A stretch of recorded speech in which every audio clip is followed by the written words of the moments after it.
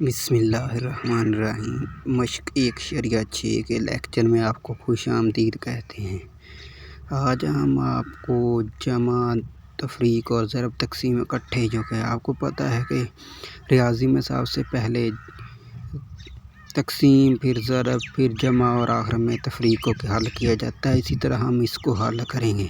آپ کو پتہ ہے 72 اس میں جمع کا ہے اور 12، اس لیے ہم سب سے پہلے اس دونوں جمع والے اعداد کو جمع کریں گے، یعنی 72 جمع 12 تفریق 50 کر دیں گے۔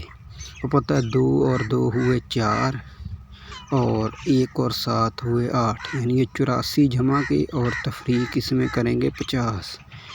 4 میں سے 0 نکالیں تو بچے گا 4 اور 8 میں سے 5 نکالیں تو بچے 3، 34 کا جواب آئے گا۔ اور اسی اصول کے تحت ہم دوسرا سوال کرتے ہیں۔